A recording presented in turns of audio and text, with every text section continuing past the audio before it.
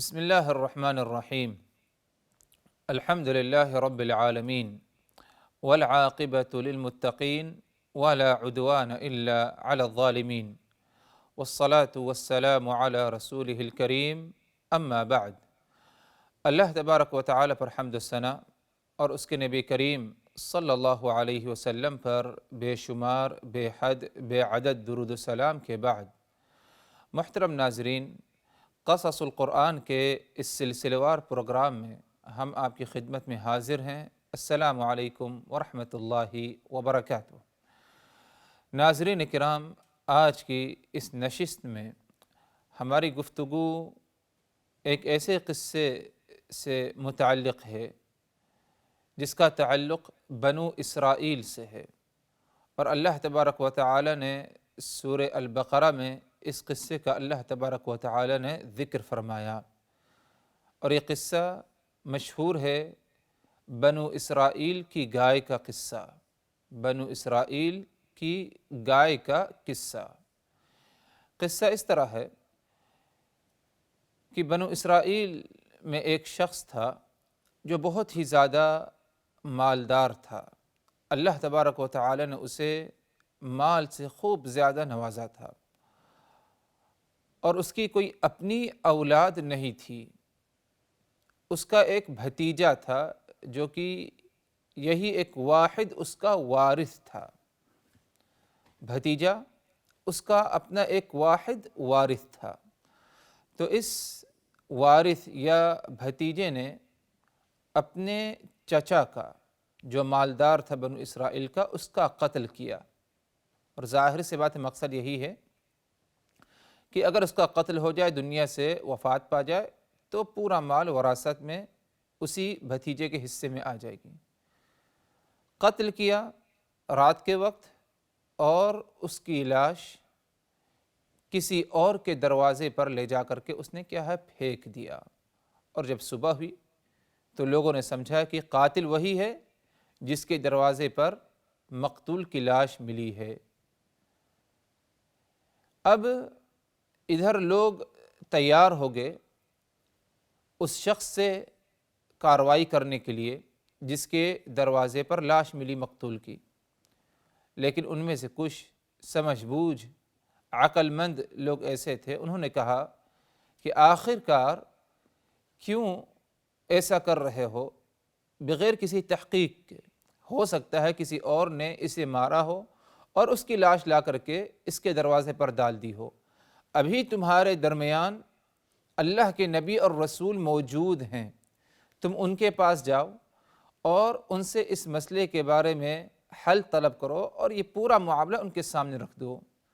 اور نبی اور رسول جو اس وقت موجود تھے وہ موسیٰ علیہ السلام تھے۔ چنانچہ لوگوں نے اس پر اتفاق کیا اور کہا کہ ہم موسیٰ علیہ السلام کے پاس جاتے ہیں اور ان کے سامنے اس معاملے کو رکھتے ہیں تاکہ وہ کوئی معقول اور مناسب فیصلہ ہمیں کیا ہے بتا دیں۔ لوگ آتے ہیں موسیٰ علیہ السلام کے پاس اور پورا قصہ، پورا معاملہ قتل کا کیا ہے رکھ دیتے ہیں۔ موسیٰ علیہ السلام سن لیتے ہیں۔ اب اس کے بعد موسیٰ علیہ السلام انہیں حکم دیتے ہیں۔ موسیٰ علیہ السلام انہیں حکم دیتے ہیں اس بات کا کہ اللہ تبارک و تعالی تمہیں حکم دے رہا ہے کہ تم ایک گائے ذبح کرو، جیسے کہ ارشاد باری تعالی سورہ البقرہ میں وَإِذْ قَالَ مُوسَىٰ لِقَوْمِهِ إِنَّ اللَّهَ يَأْمُرُكُمْ أَن تَذْبَحُوا بَقَرَةً، اور موسیٰ نے اپنے قوم کے لوگوں سے کہا إِنَّ اللَّهَ يَأْمُرُكُمْ، اللہ تبارک و تعالی تم سبھوں کو اس بات کا حکم دے رہا ہے أن تذبحوا بقرہ، کہ تم لوگ ایک گائے ذبح کرو۔ قوم کے لوگوں کو تعجب ہوا اور پریشان ہوئے کہ ہم ایک مقتول کا معاملہ لے کر کے آئے کہ اس کا کوئی مناسب فیصلہ بتائیں کہ قاتل کون ہو سکتا ہے، اور موسیٰ واضح طور پر فیصلہ کرنے کے بجائے ہمیں یہ حکم دے رہے ہیں کہ اللہ یہ حکم دے رہا ہے کہ تم گائے ذبح کرو۔ تو قوم کے لوگوں کو یہ بات سمجھ میں نہیں آئی، اور انہوں نے کہا موسیٰ کو اتتخذنا ہزوا، کیا تم ہمارا مذاق اڑا رہے ہو اور ہمارے ساتھ استہزاء اور سخریہ کا معاملہ ہو رہا ہے؟ تم ہمیں گائے ذبح کرنے کا حکم دے رہے ہو، حالانکہ گائے کا اس سے کیا لینے دینا، کیا تعلق ہمارے اس معاملے سے؟ اسی لیے اگر دیکھا جائے تو انبیاء کرام، رسول اور پیغمبروں کی اگر بات آ جائے، حکم آ جائے، چاہے ہماری عقل قبول کرے، مانے نہ مانے، نفس اس کے طرف مائل ہو یا نہ ہو، ہمیں ہمیشہ کیا ہے، آنکھ بند کر کے ان باتوں کو قبول کر لینا چاہیے۔ اللہ تبارک و تعالی نے اسی میں خیر اور بھلائی رکھی ہے۔ اللہ تبارک و تعالی بہتر جانتا ہے کہ کس معاملے کا حل کس طرح جو ہے پایا جاتا ہے۔ تو موسیٰ علیہ السلام نے جب یہ حکم دیا، قوم کے لوگوں کو فوری طور پر جو ہے مان لینا چاہیے، لیکن قوم کے لوگوں نے جواب میں کہا اتتخذنا ہزوا، اے موسیٰ ہم گائے ذبح کریں؟ تم اس کا ہمیں حکم دے رہے ہو، اتتخذنا ہزوا، کیا تم نے ہمیں استہزاء اور مذاق سمجھ لیا ہے کہ تم ہمیں گائے ذبح کرنے کا حکم دے رہے ہو؟ موسیٰ علیہ السلام نے کہا اعوذ باللہ ان اکون من الجاہلین، میں اللہ کی پناہ طلب کرتا ہوں کہ میں کہیں جہالت یا بیوقوفی یا کسی اور غلط منکر کام میں کیا ہے مبتلا نہ ہو جاؤں، میں اللہ کی پناہ طلب کرتا ہوں۔ مطلب یہ کہ اللہ تبارک و تعالیٰ کی طرف سے یہ حکم ہے، اور تم جو میرے طرف یہ بات منسوب کر رہے ہو اور میرے اوپر یہ جو تہمت، میرے بارے میں جو بدگمانی ہے کہ میں تمہارے ساتھ استہزاء مذاق کر رہا ہوں، نعوذ باللہ، اللہ کی پناہ کہ تمہاری یہ سارا گمان اور تمہاری یہ ساری باتیں کیا ہے، سراسر کیا ہے، غلط ہے۔ موسیٰ علیہ السلام نے براءت کا اظہار کیا اور اپنی صفائی پیش کی، اپنے اوپر بھروسہ، اعتماد اور یقین رکھنے کی دعوت دی ان کو، لیکن اس کے باوجود انہوں نے گائے ذبح کرنے کے بجائے طرح طرح قسم کے سوالات کرنے لگے اور وضاحت طلب کرنے لگے۔ حالانکہ ہونا یہ چاہیے تھا کہ گائے ذبح کرو تو مطلب کہ کوئی بھی گائے اگر ذبح کر دیتے تو فریضہ یا حکم کیا ہے، انجام دے لیتے، لیکن انہوں نے طرح طرح قسم کے سوالات کیے گائے سے متعلق، گائے کی کیا صفت ہے، گائے کی کیا خوبی ہے، اور اس گائے کے اندر کیا علامات، کیا نشانیاں پائی جانی چاہیے جو گائے ذبح کرنے کا ہمیں حکم دیا گیا۔ طرح طرح قسم کی کیا ہے سوالات کرنے لگے، گویا کہ اپنے اوپر سختی کرنے لگے، تو اللہ تبارک و تعالی نے بھی کیا ہے، ان پر کیا ہے، سختی کیا۔ اسی لیے اگر دیکھا جائے حضرات، تو اس قصے کو اللہ تبارک و تعالی نے جو قرآن مجید میں ذکر فرمایا، اس میں ایک اہم عبرت، سبق ہم امت محمدیہ کے لیے یہ ہے کہ شریعت میں نبی کے ذریعے ہو یا اللہ تبارک و تعالی نے قرآن مجید میں یا اپنے نبی کے ذریعے اگر ہمیں کسی بات کا حکم دیا، تو جو حکم آیا ہماری عقل نے جو سمجھا اس پر جو ہے ہم عمل کریں، اور مزید سوالات کرنے سے ہم گریز کریں اور اجتناب کریں، کیونکہ زیادہ سوالات کرنا اور زیادہ استفسار کرنا کسی معاملے میں یہ کوئی اچھی چیز کی علامت نہیں، بلکہ جو عام حکم آئے، ہمیں سمجھ میں آ گیا وہ حکم، ہم اس پر کیا ہے، آنکھ بند کر کے کیا ہے، عمل کر لیں۔ جس طرح آج کل کی جو ہے گھریلو زندگی میں آپ کو بسا اوقات ایک آدمی کی بیوی، اس کی عورت اسے کہتی ہے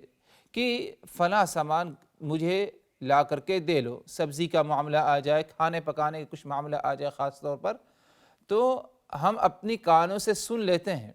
لیکن اس کے بارے میں مزید استفسار نہیں کرتے کہ ہاں تم نے فلاں قسم کی جو کھانے کی چیز یا سبزی منگوائی ہے وہ کس ملک کی ہو، کہاں کی پیداوار ہو، کتنی بڑی ہو، نہیں، صرف مقدار کے بارے میں معلوم کر لیتے کیا مقدار ہونی چاہیے، ورنہ زیادہ اس سوالات ہم بھی نہیں کرتے۔ اگر ہمارا اپنا معاملہ دنیاوی معاملات میں یہ ہے تو ظاہر سی بات ہے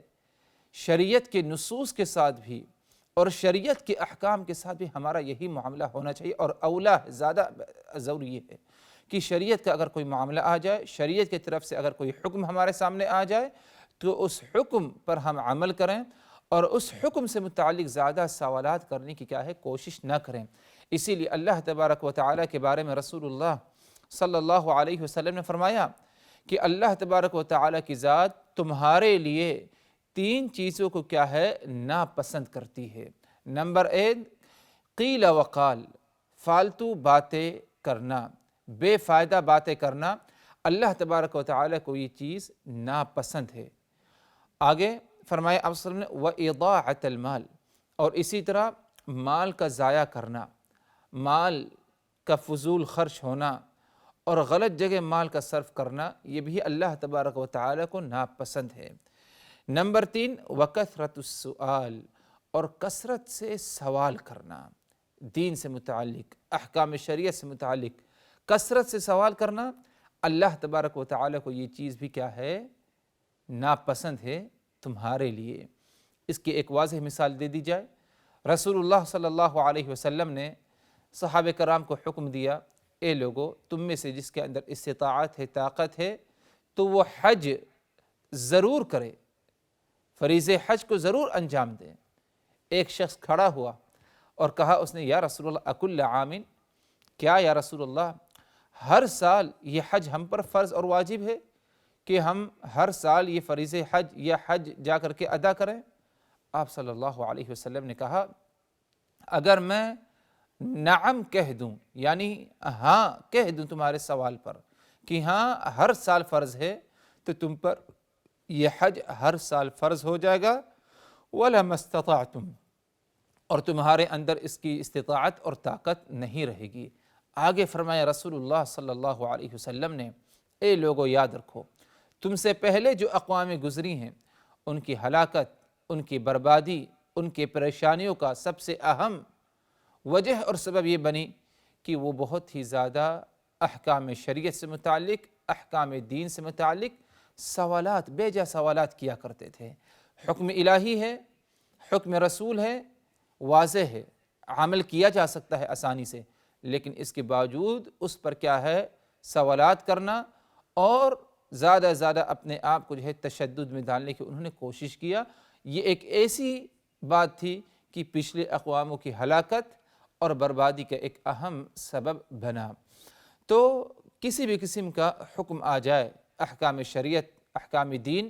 تو ہمیں کیا ہے اس پر عمل کرنا ہے ویسے ہی جتنا ہمیں حکم ہے۔ اب ظاہر سی بات ہے حج فرض ہے تو اس کا مطلب یہ نہیں ہو سکتا کہ حج ہر سال کیا جائے، کیونکہ عقل یہی کہتی ہے کہ ہر سال حج کرنا ناممکن ہوگا،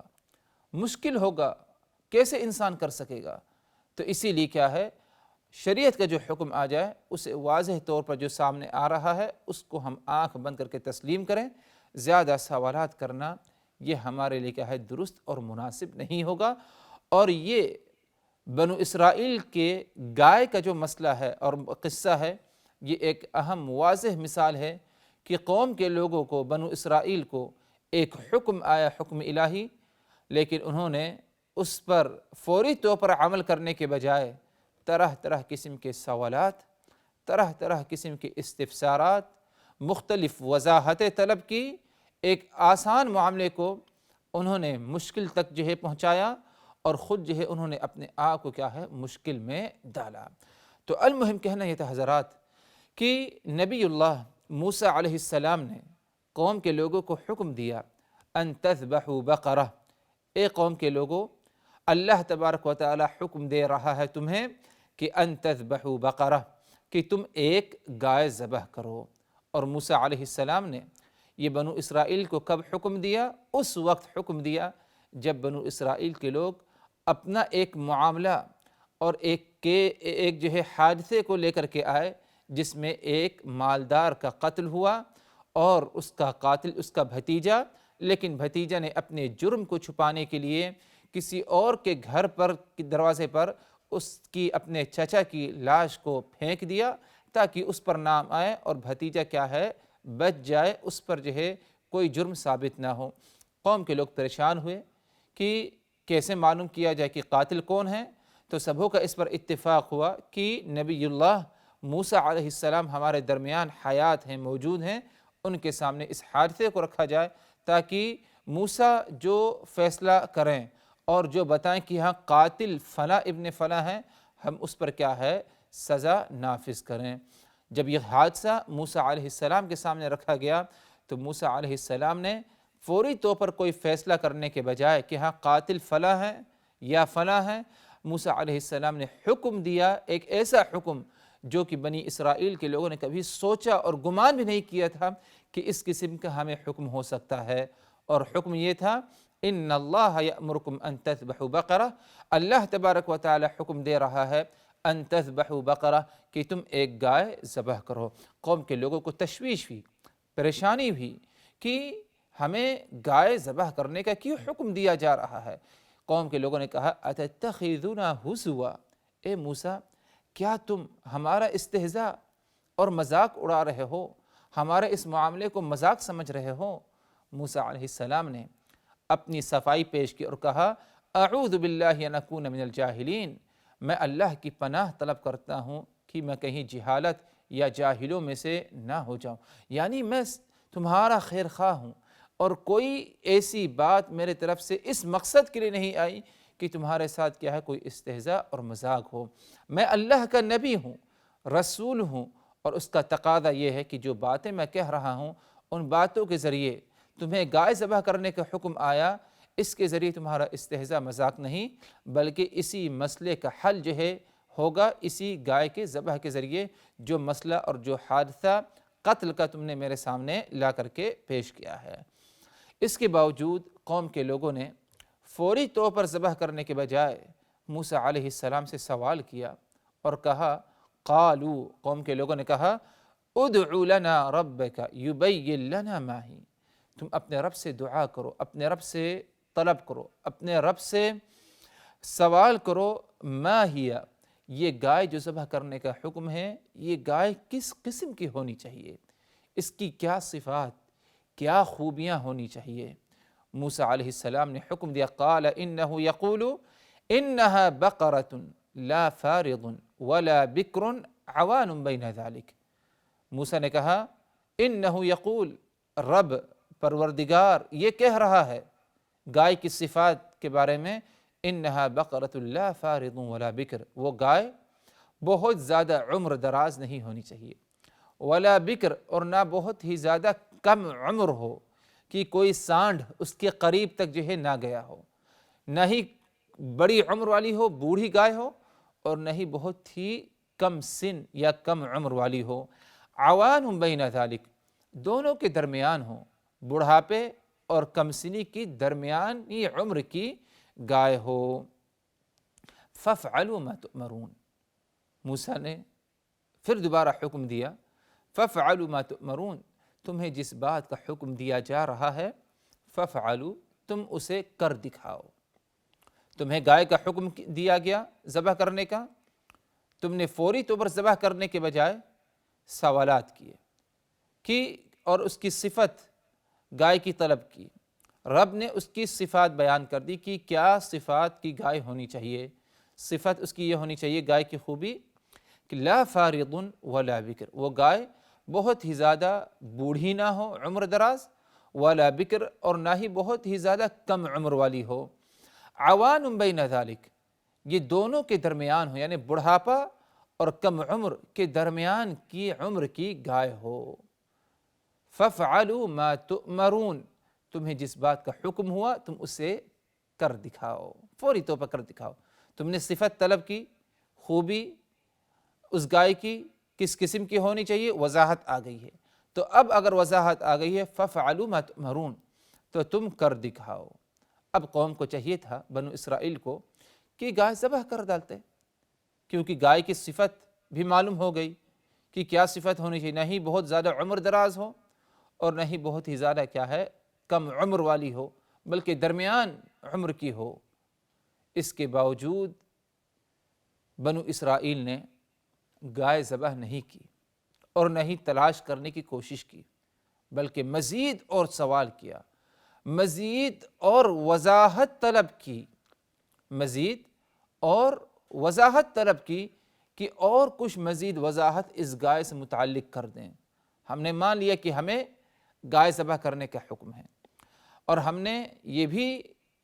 سن لیا اور معلوم ہو گئی کہ گائے نہیں نہ تو بہت زیادہ عمر دراز ہو اور نہ ہی بہت ہی زیادہ کم سن ہو، ہمیں یہ بات بھی سمجھ میں آ گئی ہے، لیکن مزید اور ہمیں تھوڑی سی اور وضاحت کی طلب ہے۔ آپ مزید رب سے درخواست کریے کہ اور مزید کیا ہے اس گائے کی جو ہے وضاحت کر دیں اور کچھ صفات بیان کر دیں تاکہ ہمارے لیے کیا ہے مزید اور آسانی ہو جائے۔ غور کریے، سوال پر سوال۔ تو دوسری دفعہ جب سوال ہوا اور دوسری دفعہ جب قوم کے لوگوں نے وضاحت طلب کی گائے سے متعلق، اللہ تبارک و تعالی کی طرف سے موسیٰ علیہ السلام کے ذریعے کیا وضاحت کی گئی، انشاءاللہ اس پر بات ہماری اگلی ملاقات میں۔ آج ہم اسی پر اکتفا کرتے ہیں۔ اقول قولی ھذا واستغفر اللہ لی ولکم من کل ذنب فاستغفروہ انہ ھو الغفور الرحیم، والسلام علیکم ورحمۃ اللہ وبرکاتہ۔ لقد كان في قصصهم عبرة لأولي الألباب ما كان حديثا يفترى ولكن تصديق الذي بين يديه وتفصيل كل شيء